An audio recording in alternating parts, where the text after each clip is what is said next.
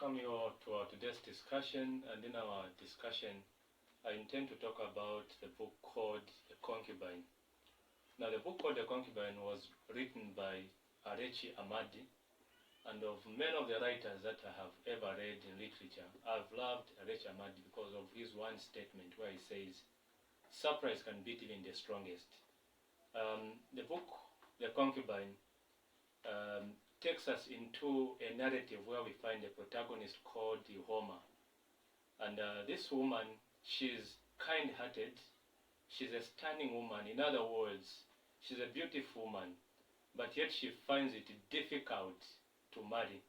Now I want to be quick to mention this from the onset, that my approach towards this book is not as how it is looked at in the classroom context, but I've taken it on a social context for the purpose of extracting lessons from it. So, Hangoma, the beautiful woman, the stunning and kind-hearted woman, gets into a tragic turning out of events where she fails to find or secure a man for a husband. So every man who enters into her life, whether as a husband or just a mere desperate suitor, we see that he dies mysteriously or tragically. Now as a result, the first marriage suddenly ends with the death of her husband, while an attempt of a second marriage also results into the husband's death, even just on the eve of the wedding. So we see so many events coming, while the third husband also dies in unknown circumstances. So Hangoma, she does not know what the problem is with her, but it is well known of her that the medicine man has revealed that Hangoma is married to a sea god, and so she's a goddess of some sort that cannot divorce the sea god who has married her. I also want to believe that in our social context as Africans, we know these things very well, that many women, of course, especially those that which are beautiful, that could be entangled in issues of marriage, not because they wish, but of course maybe because they could be married to some spiritual husbands that they may not know. Africans, they say that every beautiful woman has at least an element of evil on her side. And to some extent, some have even gone to predict and say that it is an issue of demon possession. And they have concluded that many beautiful women, especially where also intelligence becomes an issue, it is noted that they are possessed with demons that bar them from doing the right thing, and being a societal admirer. In the case of Hangoma, she was an admirer of the community, so talented, stunning, beautiful in all ways that you may describe her. But what is difficult of her is simply to have a man that you have to settle with. We see one of them that which married her, Ekweume, Medume, and many more others. Even when we see the character of Medume and Ekweume, we see them, of course, in this vein that they have fought at one time over a piece of land that which was ruled in favor of Ekweume. Now, when we get to the analysis of the text, the issue of land that which these two, Ekweume and Medume, fought for was not the actual issue. It was the issue of Hangoma, of course, who was a bone of contention. And I've discovered in life that many times when people fight, that is not a time at which they fight. It is a point at which they end the fight. Fighting may have started a long time ago. And at the time when they get to be physical, that is when they are ending the fight that has existed mentally. So, in the psychology of conflicts, when you see people getting physical and fighting, it is illogical to consider the cause at that point. But what is prudent is to get back in time and find out what may have been occurring for them to arrive at that point to fight.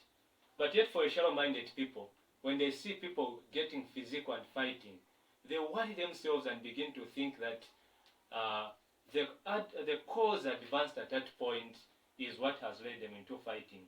But the story of Medume and Ekweume tells us or indicates to us that what they fought for was not the actual cause, but a cause lied way back in the time when they did not even realize that it was going to be the issue.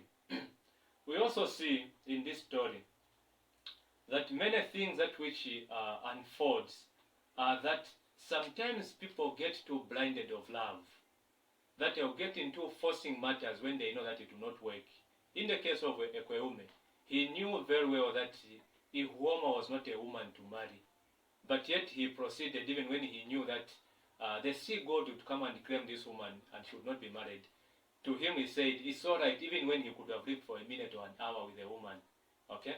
And this is how we see him, that at the eve of the wedding, Ekweume dies, okay, in the context of pursuing for love.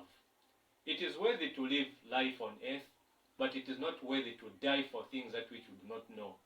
It is always important to become wise and back out when you know that it cannot work out, because life has more, alternatives and options to provide. But to die in the name of love and beauty is not a wise thing to do. We also see naturally that the subject of marriage, comes up again in the life of Hangoma. But Anyika strongly advises against it when he tells, this man, Ekweume. Onyika is a medicine man, and when he is talked about, or when he's explained to about the love and the marriage between Hangoma and Ekweume, he advises and says, this woman, she's married to a sea god, and this sea king will not release her, and he's too jealous of this woman. Okay? But then what we see is that this man takes up, the decision to marry her, and eventually we see him, falling into the trap and he dies. Beauty is one thing, intelligence is another. But when beauty and intelligence are combined, especially in the context of a woman, there is trouble in many instances. I believe in, of course, in the principle of exceptions in life. But much of the experience that have been told by many people and the observance in what happens in society shows that when beauty and intelligence combines, a woman becomes poisonous. But yet when beauty is isolated from intelligence, such a woman becomes a good woman.